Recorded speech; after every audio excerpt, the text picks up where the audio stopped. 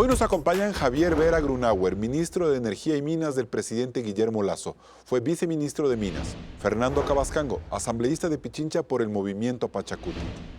Y Nelson Baldeón, estratega especializado en política energética, inversión y riesgo político. Gracias por acompañarnos un nuevo domingo a Políticamente Correcto. Esta mañana queremos determinar cuán fuertes son los compromisos del gobierno y los sectores indígenas para que lo acordado en las mesas de diálogo se mantengan y generen estabilidad, haciendo un énfasis particular en cómo el sector energético va a resistir a la presión y a las demandas de los sectores sociales abiertamente opuestos al extractivismo. Claudia, pero empecemos por lo político.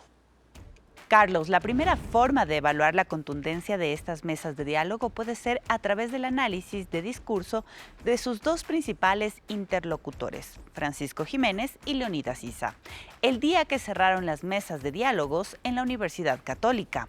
Según este ministro de Estado, el gobierno y las organizaciones sociales se propusieron, contra todo pronóstico, recomponer el país. Sin embargo, el líder de la CONAIE dijo que las mesas de diálogo pudieron concluir, no por el gobierno, sino por la presión de la gente en las calles. Jiménez habla de un diálogo sincero y transparente.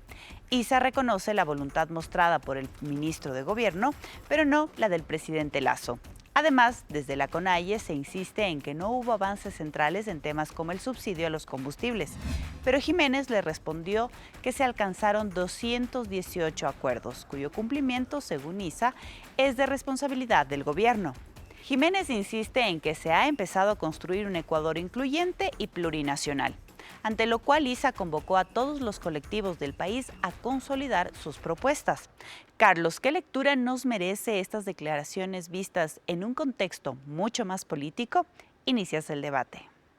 Bien, gracias, Claudia, por esa información. Y parecería, señor asambleísta, que no hubo mayores acuerdos políticos entre el gobierno y las organizaciones indígenas si vemos las dos versiones de las mesas que se produjeron la semana pasada.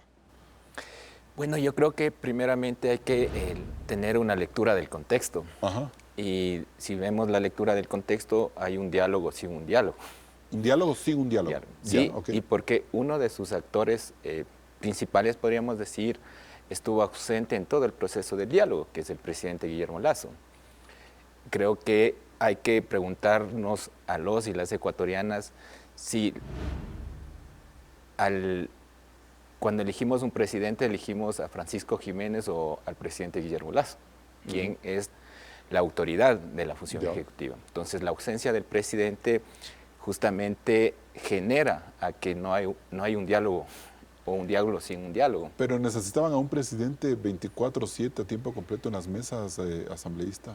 A ver, yo creo que la ausencia del presidente Guillermo Lasso fue desde el acuerdo de instalar mesas de diálogo o ir a las mesas de diálogo hasta la culminación de las mesas de diálogo. Y en ese sentido se genera una ausencia de una mesa que podríamos decir hasta el momento que se ha generado un FODA en donde se ve debilidades y también fortalezas, y que en este momento iría a la construcción de un proyecto y quien va a ser el financista de este proyecto es el presidente Guillermo Lasso. Ajá. Se ve así, o sea, hay una ausencia de una voluntad política que si revisamos los acuerdos, los 218 que se está hablando, es netamente unos resultados técnicos, Son resultados pero no técnicos. políticos. Ok.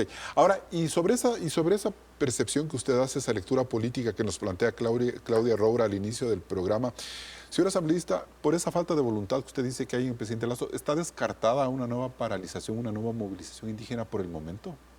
Bueno, yo creo que los avances que se pueden dar de aquí en adelante pasará por la voluntad política. ¿Y eso qué quiere decir? Que el presidente Guillermo Lasso deje de pensar en un modelo neoliberal y piense más bien en un modelo de país.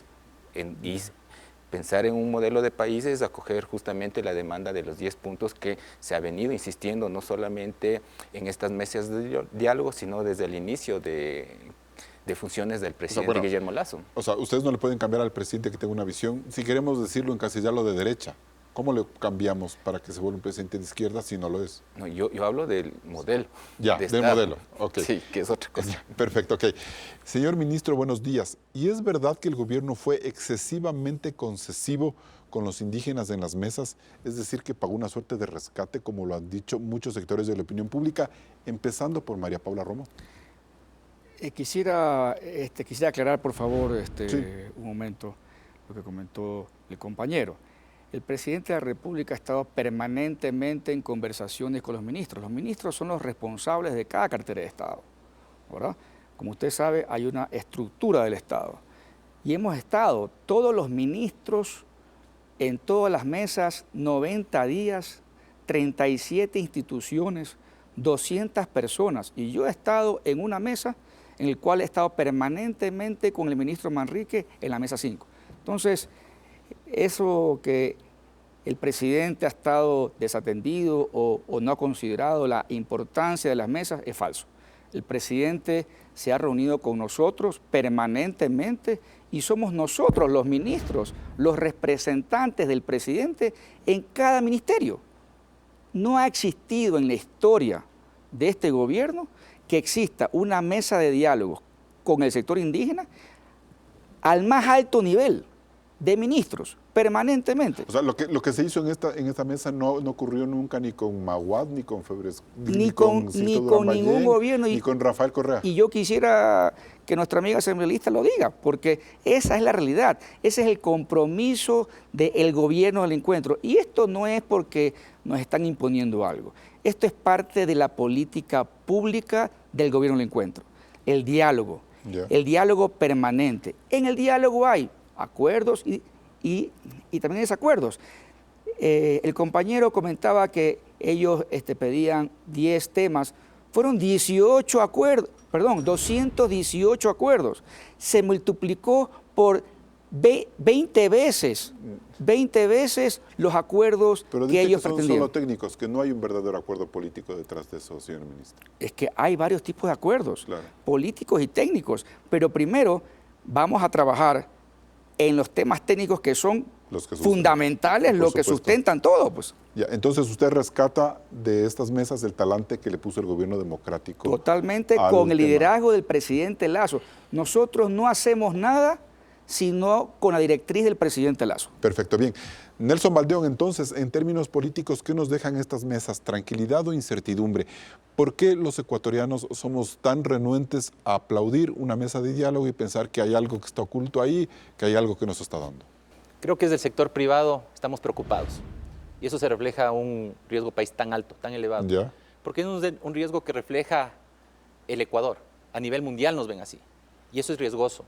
Porque estamos viviendo este escenario en mitad de un cambio global, de un cambio de paradigma global en tema de energías. Estamos en mitad de una guerra y ese shock es el que tenemos que enfrentar en mitad de una crisis interna. Pero Nelson, si hay una guerra de por medio, si hay un cambio de paradigma y hay un país pequeño que tiene grandes intereses mundiales alrededor de su energía y vemos que se reúnen y dialogan durante 90 días gobierno y sectores sociales, eso debería tranquilizar al planeta.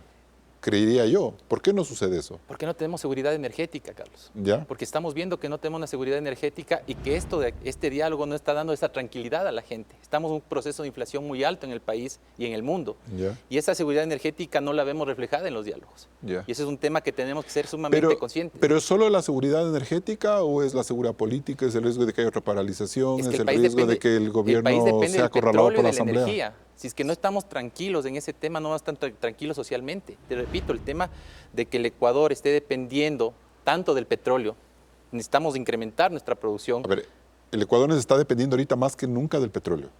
Lo estamos viendo. Lo estamos viendo porque incluso los préstamos colaterales del FMI se basan en cuánta reserva petrolera tenemos. En base a eso, nosotros tenemos que ser sumamente conscientes que si en las mesas de diálogo se prohíbe más explotación de campos petroleros, pues básicamente hay una desconfianza. Y eso yo creo que de alguna manera hace que la gente solo veamos la parte de afuera, pero internamente no estemos recibiendo lo que necesitamos de este momento como país. Vamos a seguir desarrollando esos temas, Nelson, pero yo quisiera plantearte una cosa. ¿El gobierno fue excesivamente concesivo con la CONAIE en temas de política o de visión energética? Yo no digo que sea... teníamos que las partes ceder. pero tenemos que ceder en un contexto global. Mira lo que pasó el día jueves pasado con la salida de la primera ministra del Reino Unido. Eso te refleja la crisis global que estamos viviendo. Cualquier gobierno en este momento puede desmoronarse por la situación que estamos viviendo. Entonces, yo creo que se debe llevar a un acuerdo total que nos permita a todos poder vivir en comunidad y en estabilidad en mitad de un proceso donde no sé quién se da más. El tema es que tenemos que ponernos de acuerdo como país porque estamos en un momento muy complicado. Estamos hablando de una recesión en Estados Unidos. Perfecto. Bien, con estas primeras reflexiones nos vamos a un corte comercial. Seguimos el debate en Políticamente Correcto. Recuerde que Políticamente Correcto también está en vivo en Radio Suceso 101.7 FM Quito. Vamos a una pausa y volvemos enseguida con más de este debate. ¿Acuerdo gobierno indígenas, una estabilidad garantizada?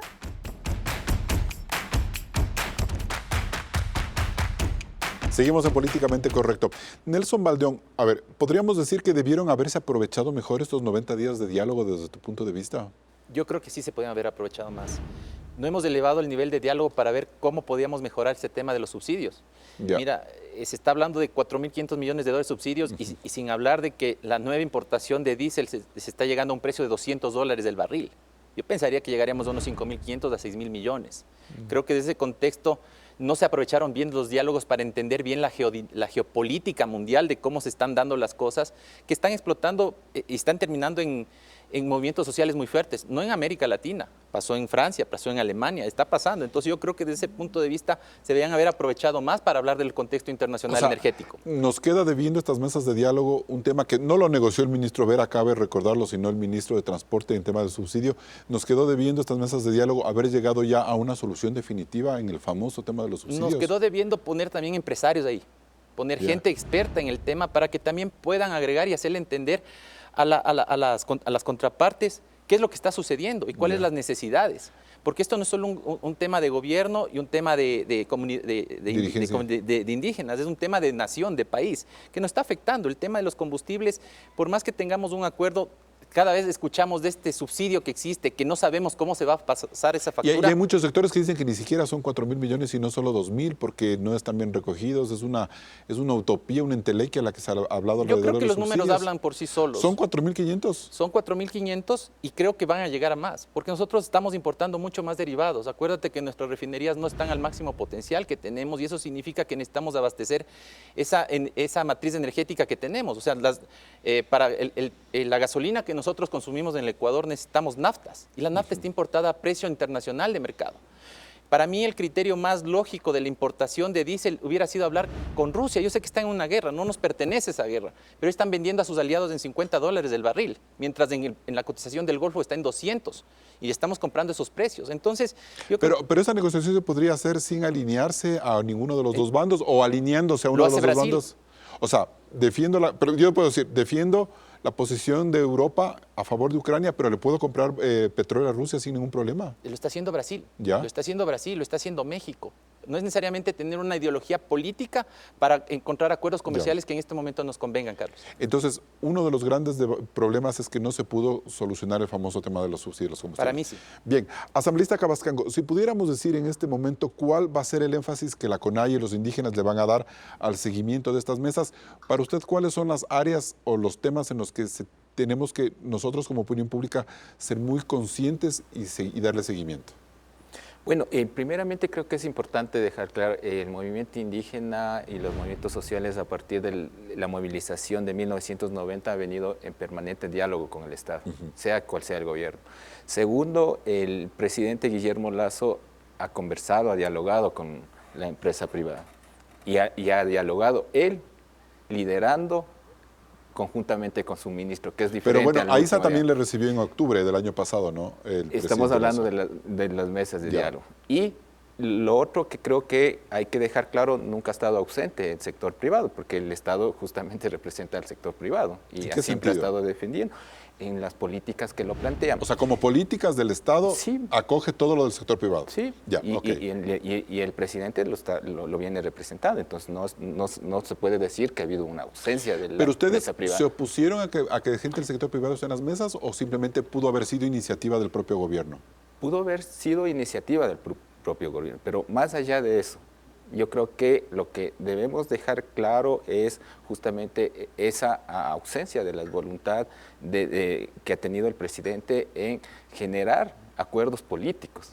Sí, y hay varios temas. Pero le hago una pausa y disculpe que le interrumpa, pero me parece que esta sí es la primera vez en todos estos años desde la época de, bueno, no sé si de Borja, pero de Bucaram para acá, o de Durán Ballén para acá, que concluyen las mesas de diálogo, que no se han levantado ustedes y han dicho esto no sirve para nada y nos vamos a una nueva movilización o vamos a pensar cómo las comunidades reaccionan frente a este portazo que nos da el gobierno en la cara. Es que yo insisto, no son mesas de diálogo, son mesas técnicas en el cual se ha salido con un FODA que en este momento hay que seguirlo trabajando. No hay ningún acuerdo político. Ahora, ¿cuáles son los temas prioritarios en el tema de materia energética? A nosotros nos podrán decir que estamos en contra de ampliar las franjas mineras y petroleras. Pero también hay que reconocer que el Ecuador es un Estado de derecho, que tiene una constitución que garantiza derechos colectivos y de la naturaleza. Asambleísta, de ese tema vamos a hablar en el tercer bloque. Lo que quisiera es volver un poco al tema del subsidio a los combustibles, por ejemplo. ¿Ustedes se quedaron con esa frustración de que no se avanzó? Yo insisto, hay acuerdos dentro de un acuerdo técnico, de unas mesas técnicas, pero no hay acuerdos políticos, porque en este momento hay que canalizar cómo se va a implementar esos acuerdos. Y por eso para mí, y yo insisto, de que ha habido diálogo permanente del movimiento indígena con todos los gobiernos, a diferencia que en otros gobiernos ha habido mesas de diálogos, tantos técnicos, pero políticos. Como por ejemplo, ¿con cuál gobierno? Con el gobierno de Rodrigo Borja. Ya, ¿con cuál más? Ha habido acuerdos, y así podríamos citar... ¿Con Alarcón hubo buenos acuerdos? En temas puntuales. Ya. A la diferencia que en esta vez estamos hablando de 218 acuerdos que, no hay, que si lo trasladamos ya a un tema ya más de acuerdo a ejecutarse de acuerdos políticos, no hay ninguno. O sea, porque todo está dentro de un acuerdo técnico. O sea, de los 218, ¿nada está ya en firme todavía? No está nada. Ni siquiera el tema de deudas, ni nada de eso. Bien, señor ministro, hay dos puntualizaciones, ¿no? Ningún acuerdo está en firme, por un lado, y por otro, ¿qué pasó? ¿Por qué no se invitó al sector privado a que sea parte activa de esta construcción del tejido social? Bueno, yo quisiera contestar a los dos panelistas, primero con la asambleísta.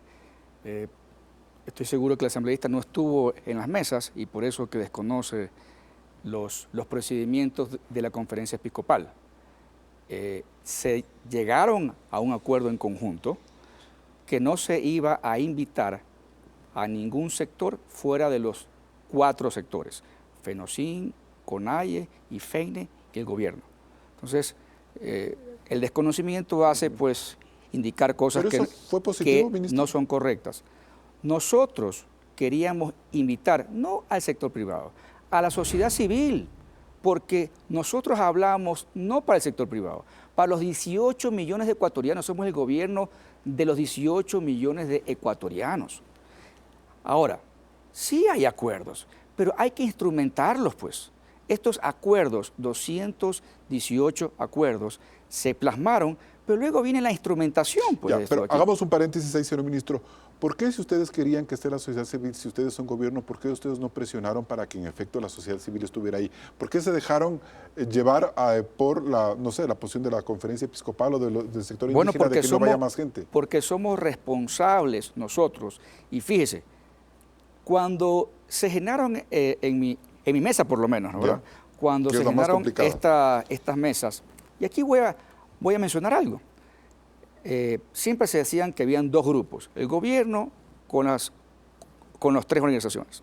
Luego, en las conversaciones, salió una discusión entre FENOCIN y CONAIE. FENOCIN decía, oigan, yo no quiero moratoria a todo el sector petrolero, porque hay gente de nuestro sector que trabaja en Intracampos 1 y están haciendo las formas responsables. Entonces ahí se vio que eran 4 sectores. Entonces, así puedo enumerar muchos temas.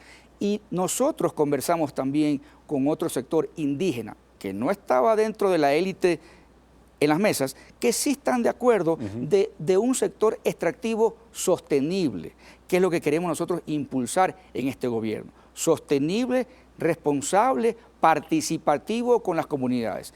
Y al panelista, yo quiero decirle que es falso lo que está indicando. La seguridad energética está garantizada en el país. Nosotros lo que hemos acordado son 15 bloques en el sur oriente, aquí está el mapa, con color gris, donde no hay todavía exploración ni explotación. Hemos sacado la ronda Intracampos 2, nos hemos ido a Houston, a México. En el Ecuador hay 80 compañías que están interesadas. Hemos sacado también con Petroecuador la captación del gas asociado, que eso es un compromiso ambiental. Hay algunas compañías interesadas, también los 100 campos petroleros que son maduros. Es decir, el sector sigue trabajando. El sector minero es muy importante para la seguridad energética. Y el sector minero lo estamos impulsando, pero de forma sostenible. Bien, vamos a hablar ya de eso en el próximo bloque, señor ministro, porque me voy a un corte comercial. Seguimos el debate aquí en Políticamente Correcto. Uno de los temas polémicos de las mesas de diálogo es el extractivismo. Luego del corte seguimos con el análisis. Siga con la señal de Coavisa. Uno de los temas que mayor incertidumbre genera es el futuro que a mediano plazo tendrá la política energética del país, sometida a profundas tensiones. Veamos. El presidente Guillermo Lasso en campaña electoral ofreció duplicar la producción petrolera y llegar al 1.000.000 de barriles diarios por gestión de Petroecuador y de las compañías privadas. Es una meta difícil de cumplir. También ofreció consolidar la inversión en el sector minero para que el Estado obtenga mayores divisas. Si bien este sector ha generado más de 1.400 millones de dólares en lo que va del año, la posición de los sectores indígenas podría significar un frenazo a esa expansión. Leonidas Issa, presidente de la CONAIE, dijo: garanticen el derecho a la consulta previa libre e informada. Garanticen los procedimientos. Si no hacen eso, entonces las comunidades vamos a defender el territorio. El alcance de esta expresión es difícil de medir, pero inversionistas y empresarios energéticos la toman como un desaliento para cualquier proyecto a futuro. Hay preocupación por las exigencias de que la frontera petrolera en el suroriente no se expanda. Al tiempo que Petroecuador muestra lentitud, por ejemplo, a la hora de ejecutar 16 proyectos que ya fueron aprobados por el gobierno. Solo en el paro de junio la producción de crudo cayó en un 53% por la presión de los indígenas. Quizás la incertidumbre energética y la presión que ejercen los movimientos indígenas explican por qué el riesgo país no baja de los 1.600 puntos. Carlos, continúas. Gracias, Claudia. Señor ministro, la ecuación es sencilla. Lo que se dice en el relato, lo acordado o lo prometido en las mesas de diálogo en materia energética y ambiental han matado los incentivos de inversión en el sector minero y petrolero. Ese es el gran relato que queda de estas mesas de diálogo. Nosotros hemos conversado con el sector privado luego de las mesas de diálogo, justamente, y yo creo que es al contrario. La Corte Constitucional en octubre del 2021 exigía la consulta ambiental. Para eso hay que hacer una consulta prelegislativa y se formó ya la mesa técnica entre el sector, justamente para ver esa consulta ambiental. Yo creo que estas mesas de diálogo van a permitir justamente a futuro una seguridad jurídica, porque en el ministerio hemos estado con acciones de protección permanentemente. No. Tenemos que hacer un sector extractivo sostenible. ¿Y qué significa sostenible? Que los 3 círculos, llámese las comunidades, el medio ambiente, las finanzas y economía, cuando estos 3 círculos convergen y se traslapan entre sí, tienes un proyecto sostenible. Y eso no ha existido, y eso es una realidad. Y nosotros estamos agarrando el toro por los cuernos, porque la ley de consulta previa libre e informada es un compromiso de la Asamblea, no es del Ejecutivo. Nosotros estamos tomando la iniciativa para generar estas mesas y hacer un borrador de consulta previa libre e informada que también es necesario hacerla. Pero, ministro, diarios como Diario de la Hora dicen que en estas mesas de diálogo se crearon una suerte de mesa técnica de evaluación en la que trabajará la CONAIE y las organizaciones indígenas para, por ejemplo, revisar licencias ambientales. ¿Eso es verdad?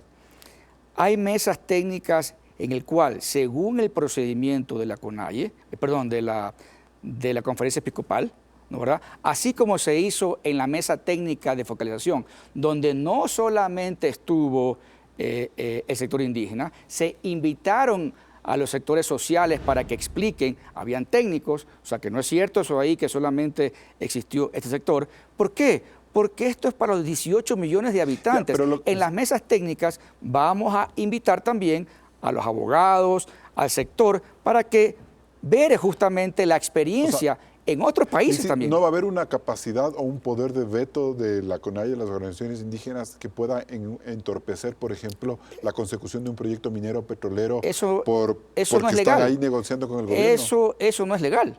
Vamos a transparentar la información, pero no tiene el poder de veto, eso no es así. O sea, esa mesa no va a tener esa capacidad de decir, como tengo esa mesa en la que estamos conversando con el sector indígena, si el sector indígena bloquea en una licencia ambiental o quiere que eso se retrase para no darle determinado proyecto político. No hay la capacidad legal para bloquear nada.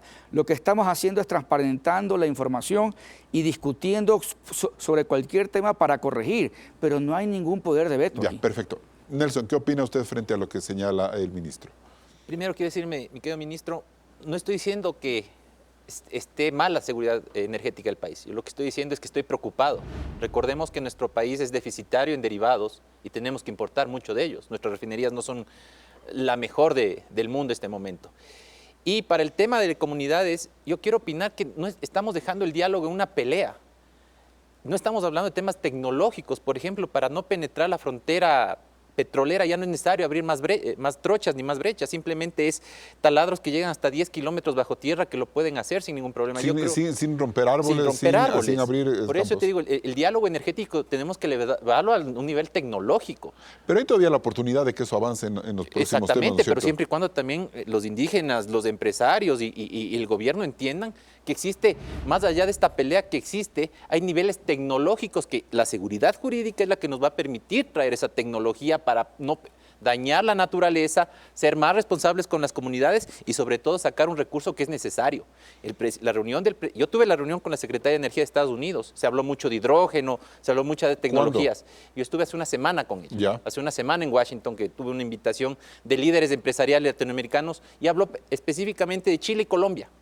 Yo estoy saliendo a Colombia. Como grandes países. Como grandes países de desarrollo de nuevas tecnologías energéticas. ¿Y Ecuador?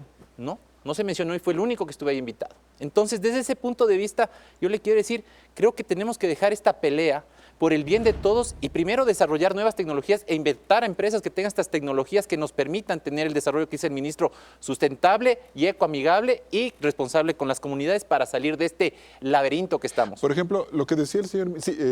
bueno, a ver, respóndale, señor ministro, porque tengo otra pregunta. Yo pienso que esto es algo que hay una deuda de muchos años. Nosotros estamos haciendo un estudio financiado por el BID para ver el potencial hídrico del país, el potencial en el hidrógeno. Hemos hecho un estudio también donde desde los años 80 no se hacía ningún estudio para ver cuál es el potencial hídrico del país. Tenemos un potencial de 67.000 megavatios. Ahora, eso es agua, H2O. Pero H2O. la gran presa se está yendo por el cauce. O sea, ahí hay parte del potencial hídrico que se evaluó hace muchos años y que nos estamos dando cuenta de que eso está sometido a un montón de problemas. Eso tiene un proceso todavía de revisión. Se van a tomar todas las acciones serias, legales. Está en un proceso arbitral. Eso no es ningún problema. Sigue eso ahí. Pero sigue funcionando esa central. Espérese un momento. Ahí viene un tema. Si no conocemos lo que tenemos, ¿cómo podemos administrarlo? Está muy bien lo que dice nuestro amigo, pero es la primera vez que se hace un estudio del potencial de hidrógeno en el país. Ya estamos haciéndolo. ¿Por qué? Porque estamos convencidos que el hidrógeno verde, porque viene del agua, va a ser un potencial para poder exportar energía. Aquí no venimos con narrativas ni retóricas, son hechos concretos. Perfecto. Y vamos a hacer un estudio también para ver el potencial geotérmico, que es otro también. Y justamente hemos cambiado el logo, es el MEN Plus. MEN Plus porque es el Ministerio de Energía y el de Minas. Y Plus, ¿por qué? Porque tenemos que hacerlo con una transición energética, con seguridad energética, pero que sea también sostenible. Perfecto. Fernando Cabascango, asambleísta, ¿hay algo negociable en materia energética que ustedes puedan como responderle a Nelson Valdeón en el sentido de que en lugar de bloquear, de impedir, de argumentar derechos colectivos, podamos tener una discusión un poco más tecnológica, técnica y democrática en donde permitan darle al país la posibilidad de explotar esos recursos? A ver, yo creo dos cosas ahí. La primera es que concuerdo con el ministro, la demanda de los 10 puntos del movimiento indígena no ha sido solamente para los indígenas, sino para los 18 millones de ecuatorianos. Ok, perfecto. Lo segundo, me parece que sí hay que preguntarnos, pues, el petróleo que se explota desde la Amazonía, ¿cuánto ha ayudado para la población de la Amazonía? Tenemos comunidades que no tienen acceso a educación, a salud, no tienen universidades. Que se han enfermado, ¿no? Y que más bien lo único que han recibido es enfermedades catastróficas. Entonces, creo que eso también hay que poner en el debate. Y lo otro, creo que hay que dejar aquí, por ejemplo, en claro... Pero eso no impide lo que dice Nelson. No, Dialoguemos sobre la base de la tecnología, sí, pero, de lo que podemos hacer. Sí, pero si no ponemos estos puntos en la mesa, porque no nos olvidemos que los derechos humanos deben estar sobre cualquier otra normativa y debe partir de eso. Entonces, lo otro me parece, y por eso yo decía, es un diálogo sin diálogo. Desde la Asamblea Nacional ya se está trabajando en Código Orgánico Integral para la Protección de los Derechos Colectivos, y ahí está la consulta ya prelegislativa, la consulta previa libre informada, entre otros derechos colectivos que son sujetos las comunas, comunidades, pueblos y nacionalidades. Ahora, de que podemos avanzar, sí, pero en el marco de los derechos, del respeto a los derechos. O sea, la Corte Constitucional, la Corte Interamericana de Derechos Humanos ha determinado que el mecanismo es la consulta, pero el derecho es el consentimiento. Perfecto. Y debe haber un consentimiento para ese diálogo. ¿Y eso es innegociable, señor asambleísta? Es que el consentimiento, a partir del consentimiento se puede dialogar para generar nuevas tecnologías, y creo que el movimiento indígena ha demostrado siempre la apertura para justamente avanzar en estas nuevas tecnologías. Bien, nos vamos a un siguiente corte comercial. Recuerde que Ecuavisa está en todas las pantallas. Puede ver este programa en vivo en ecuavisa.com y también nos puede seguir en nuestras redes sociales. Hacemos una pausa y regresamos enseguida. Seguimos en Políticamente Correcto. Señor ministro, explíqueme una cosa. A ver, en ese mapa que usted mostró temprano, hace un momento, con esas franjas grises, son aquellas en donde va a haber una moratoria petrolera de explotación. ¿De cuánto es temporal? De 12 meses o hasta que esté la consulta, la consulta previa libre informada. Lo que ocurra primero. Ahora, estos bloques, ninguno está en producción ni explotación. Por lo tanto, nosotros estamos trabajando en varios procesos licitatorios para tener el incremento de la producción petrolera que se necesita. ¿Pero en dónde? ¿En las otras zonas? En los que están con verde. Ya. O sea, explotando lo que está con verde, ¿se puede llegar a duplicar la producción petrolera como la planteó el presidente de la República? Nosotros estamos planteando que para el 2025 serán 756.000 barriles por día. Yeah. ¿Verdad? ¿Con eso verde es suficiente? Con esto verde es suficiente. Ya. Ahora, una pregunta adicional.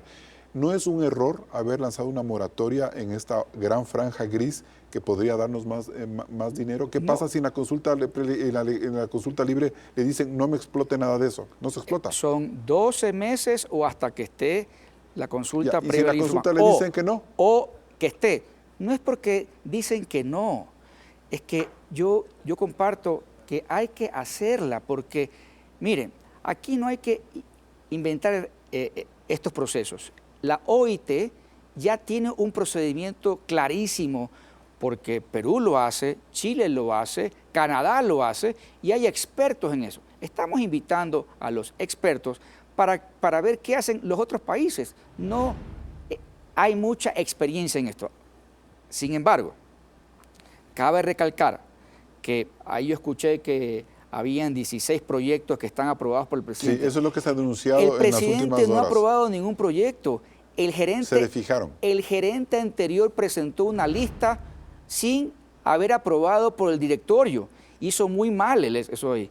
Y justamente en el campo Amistad, donde supuestamente ya estaba considerado para este año, el nuevo gerente de Petroecuador comenzó a revisar la información y no existían estudios financieros, estudios ambientales correctos. Entonces no podemos nosotros sacar un concurso si no está toda la información correcta y apropiada. No están yendo muy lento, pero de todas maneras en la necesidad de mejorar esa producción para lograr obtener ya no los 1 millón de barriles, sino los 750,000. Yo prefiero ir transparentemente y no con procesos de 45 días que en el sector privado no son bien vistos. No sé, ingeniero, si usted ha visto un proceso de concurso del sector petrolero que dan 45 días.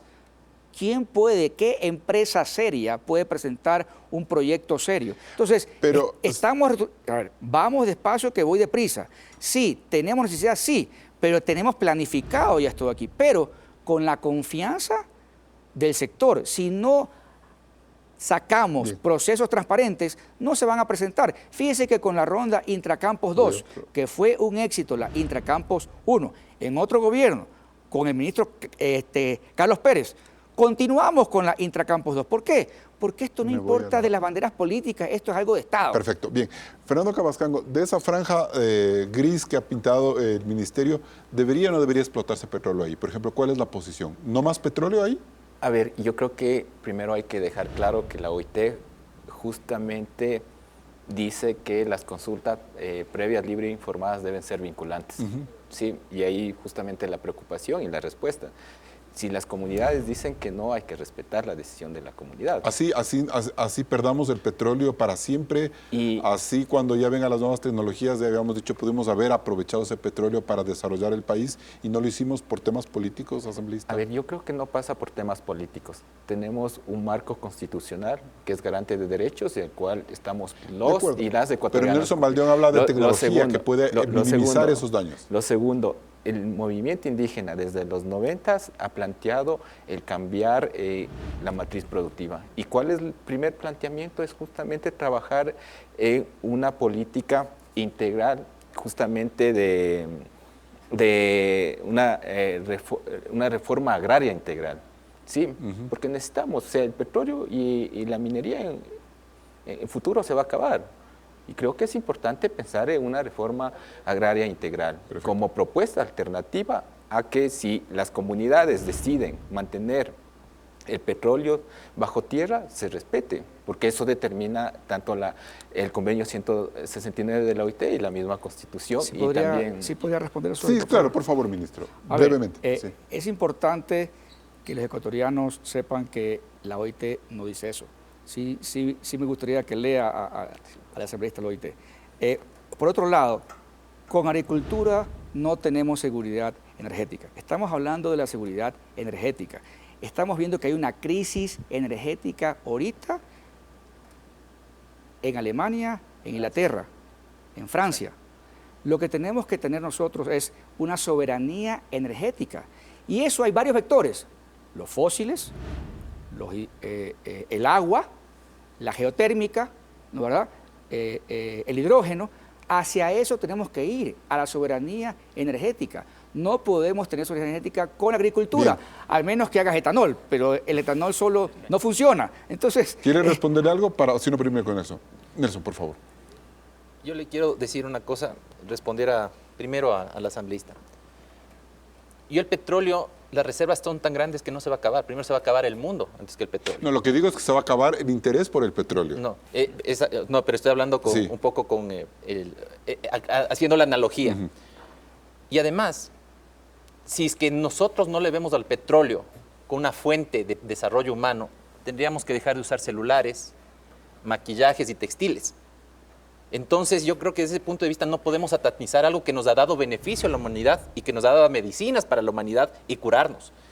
nos ha permitido transportar en aviones las vacunas que nos salvaron del COVID. Entonces yo creo que hay que darle el verdadero sentido, sin satanizarlo, pero siendo responsables. Porque de alguna manera eso es lo que nos ha llevado a cómo está el país, en esta rueda de lodo que no nos permite avanzar. Y repito, yo creo que hay que elevar el diálogo todos hacia un tema tecnológico. El señor ministro es bien educado en una universidad estadounidense, él sabe. Nosotros en MIT hicimos un estudio y básicamente las transiciones energéticas se demoran 60 años. No hemos empezado. Entonces nos vamos a morir igual porque no hemos empezado en cambiar nuestra matriz hasta de descarbonización por estas peleas. Entonces yo creo que hago un llamado también a la comunidad indígena. Yo tengo amigos indígenas de Otavalo altamente preparados en Singapur, en Estados Unidos, en Harvard, en muchas universidades que están con otra mentalidad y que creo que ellos también tendrían que entrar en estos diálogos para mejorar. Ahora, Nelson, una pregunta. De todas formas, lo que nos ha explicado el ministro, que dice que obedecen a temas, por ejemplo, como legislación de la OIT, a experiencias de otros países, eso debería más bien bajar la atención sobre lo que realmente está ocurriendo en lo que pasa en el extranjero, es decir, más bien de mirar con miedo lo que ha ocurrido en las mesas de diálogo. ¿No debería ser así? O sea, yo repito, el riesgo país refleja todo. Eso es lo que miran todo. Entonces, no están bajadas las tensiones. Yo creo que desde ese punto de vista tenemos que nuevamente sentarnos porque las grandes empresas no toman ese riesgo país solo como una fuente de información para invertir. Por eso quiero ver en la ronda Intracampos 2 cuántas empresas van a comprar el Data Pack. Y ahí veremos seguramente cuántos están interesados justamente en estas inversiones. Bien, nos vamos a un siguiente corte comercial y volvemos con las conclusiones. Entramos en etapa de conclusiones. Asambleísta Fernando Cabascango, ¿cuál debe ser el enfoque políticamente correcto con el que el Ecuador debe mirar el futuro de estos 218 acuerdos alcanzados entre el gobierno y la dirigencia indígena? Bueno, primeramente el presidente Guillermo Lasso, si quiere acoger estos resultados de estas mesas técnicas, creo que debe cambiar el modelo neoliberal que quiere implementar en el país, si no, finalmente será un diálogo sin resultados. Nelson Baldeón, su conclusión. El mundo está viviendo una crisis energética. Yo creo que también dentro de eso tenemos que hacer un acto de empatía con las comunidades y ver sus necesidades. Los contratos petroleros tienen estas cláusulas de responsabilidad social. Creo que hay que controlar más para que se beneficien de este recurso. Pero creo que tenemos que tomar decisiones de corto, mediano y largo plazo ante esta situación tan compleja que está viviendo de una crisis mundial energética. Ministro Javier Vera, ¿qué es lo políticamente correcto? Yo pienso que las mesas de diálogo funcionaron y siguen funcionando. Esto es una muestra que el presidente Guillermo Lasso está considerando el Estado siempre para los 18 millones de ecuatorianos, buscando la paz. Ahora, no pensemos en los sectores extractivos como algo malo. Son los ingresos del país para generar desarrollo. Aquí la pregunta es, ¿qué sector queremos? ¿Un sector que sea sostenible, que sea participativo con las comunidades, que sea responsable? La pregunta es, ¿qué tipo de minería queremos? ¿Qué tipo de sector petrolero queremos? Vamos hacia eso, hacia un sector extractivo sostenible, porque se necesita dinero para cubrir esos 2.000 millones que tenemos en el déficit. Eso es lo que tenemos que trabajar en conjunto, todos los ecuatorianos. Y bien, solo en este país el cierre de unas mesas de diálogo, lejos de generar beneplácito nacional, ha despertado desconfianza e incertidumbre.